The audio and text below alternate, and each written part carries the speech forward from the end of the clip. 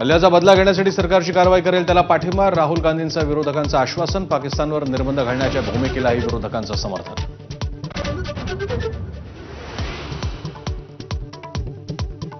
दहशतवाद्यांना कल्पनेपलीकडची शिक्षा मिळेल. पंतप्रधान मोदींची गर्जना. दहशतवाद्यांची उरली सोरली जमीनही नष्ट करण्याची वेळ आल्याचा इशारा. पाकिस्तानलाही दिला सज्जड दम.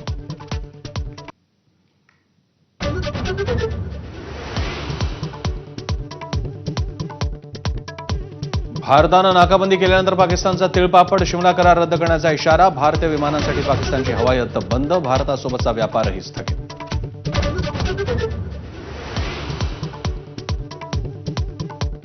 परराष्ट्र मंत्रालयाची विविध देशांच्या राजदूतांशी चर्चा. पहलगाम हल्ल्याबाबत अमेरिका, रशिया, चीन, इंग्लंड, कॅनडा, जर्मनीच्या राजदूतांसोबत बैठक.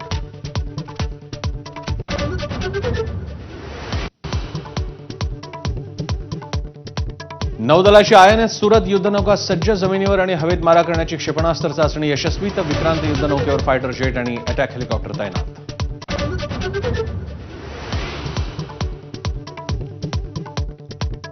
आईने कव्हर केलं पण त्यांनी बाबांच्या पोटात गोळ्या घातल्या. डोंबिवलीच्या दिवंगत अतुल मोनेच्या मुलीनं सांगितली पहलगाम हल्ल्याची हादरवणारी कहाणी.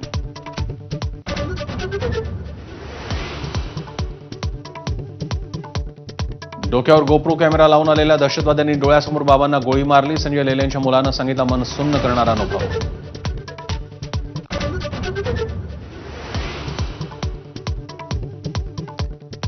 जीव वाचवण्यासाठी आमच्या टिकल्या काढून फेकल्या. अल्लाहू अकबर म्हटलं तरी अतिरेक्यांनी गोळ्या चालवल्या. कौस्तुभ गणबोटेंच्या पत्नीनं सांगितली मन विषण्ण करणारी कहाणी.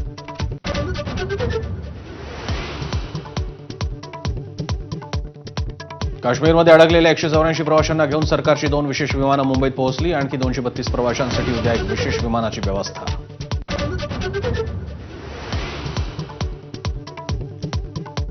भारतीय बीएसएफ जवान पाकिस्तानच्या ताब्यात. बीएसएफ जवान पीके साहू पंजाबच्या फिरोजपूरमध्ये झिरो लाईन ओलांडल्याची माहिती.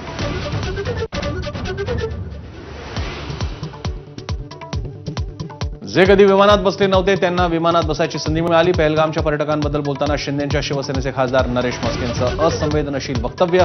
सर्व स्तरातून निषेध.